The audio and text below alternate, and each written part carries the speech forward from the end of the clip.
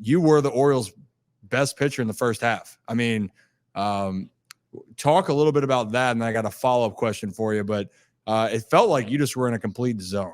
I think this year was a lot of trial and tribulations because everything in the first half was something I can reminisce on for the rest of my life. Like, I thought that I had an all-star caliber first half. We did too. Yeah, we did too. And, it sucked a little bit, not to get, that nod, but, you just move on from it, right? And, that's exactly what I did. But I will always say this too, that taking time off, especially like during the all-star break, like, that's hard. It does suck because I think I had probably 10 days in between my outings. And, that isn't easy to do. It's not, I think that you can talk to a lot of guys and it'll be the same thing. And so, especially too, like, not kind of like pitching as many innings as I did in the first half, which was topped what I did the year before, just in one half. I kind of got to a point where, like, that 10 days really just kind of allowed a little bit of fatigue to set in. But also too, like, just a couple of mechanical things I was kind of out of whack with.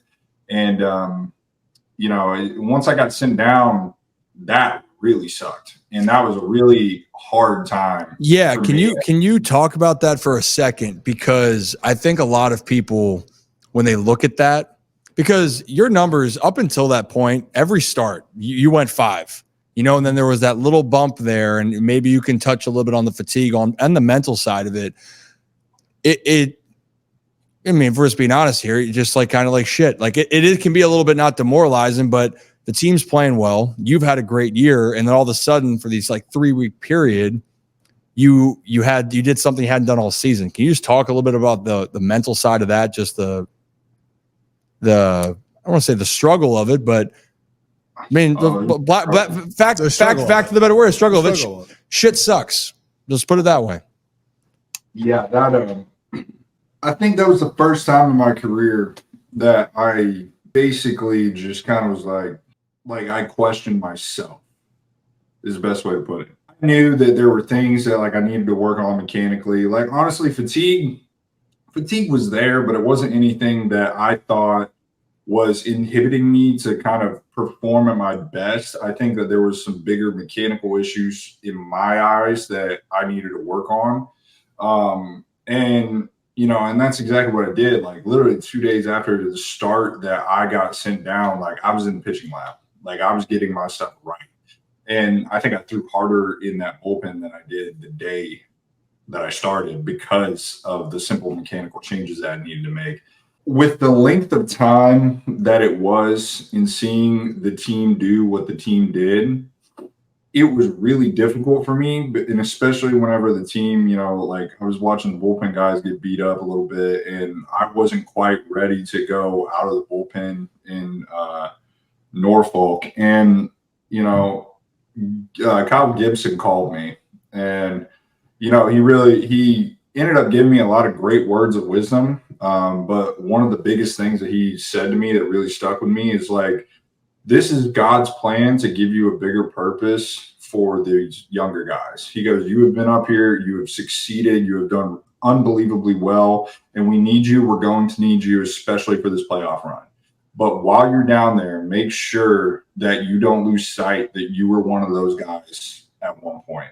Be a guy that they can go to and talk about. Like, talk about pitching, talk about mechanics, pitch strategy, whatever.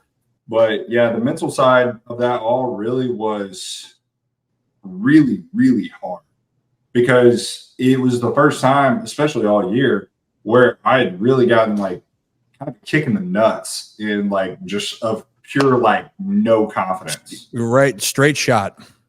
Like, no doubt. Sucked. And it was really hard on me and my fiance too, because, she had a harder time, kind of wrapping her head around it because of, just like the understanding of the business. And, I knew why they were doing it.